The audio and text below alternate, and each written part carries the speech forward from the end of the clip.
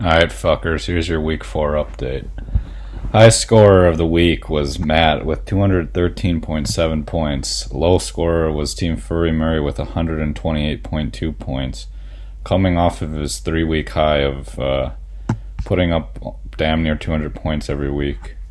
Some matchup letdowns for Ben. Josh Allen, Joe Mixon, Chris Carson, and Mike Williams. For me, DeAndre Hopkins played like shit. The reason Zach did so bad is because Cooper Kupp was not the number one receiver as he has been in prior weeks. CeeDee Lamb really didn't do much for him. Tyler Lockett didn't do great, and Cooks didn't do great for Zach. For Nick, Keenan did pretty bad, and Gaskin only had 0.3 points in week 4 in Nick's flex spot. For Boney, Aaron Jones, Devontae, DeAndre Swift, and Jalen Waddle all had poor performances. Ian's whole team basically was a letdown in week 4. And then the opposite goes for Matt, as his team all popped off in week 4.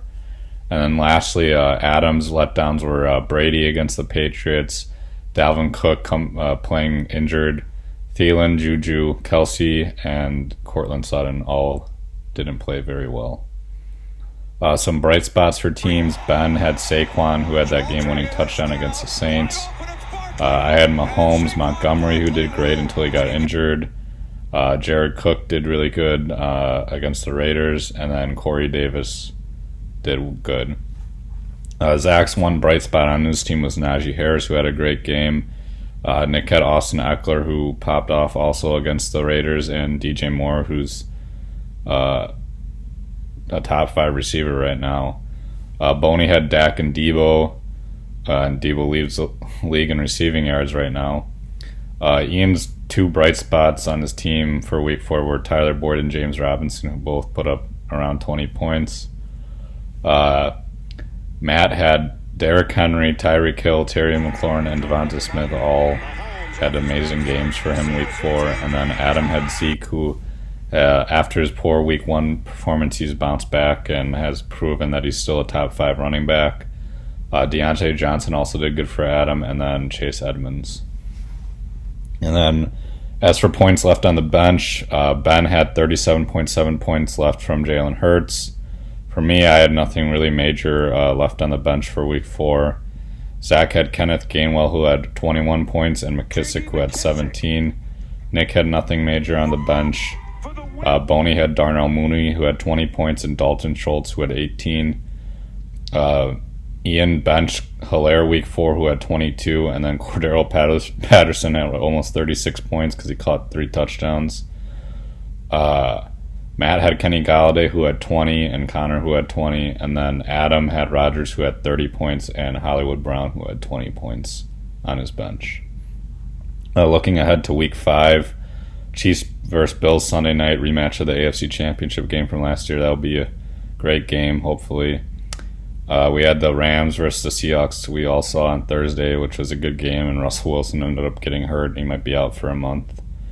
For me, David Montgomery is out for at least like 3 to 4 weeks, possibly even more. Colts versus Ravens Monday night, but that's not as big as the Sunday night game. Another couple good games, Chargers versus Browns and 49ers versus Cardinals.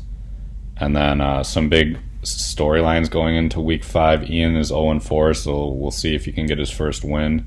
And then there's 4 3-1 teams, and then Ben's 1-3, and Nick is 2 and then Ben's 1-3 versus Nick, who's 2-2, which could be huge for the playoffs already this early in the season for seeding, or just even making the playoffs in general.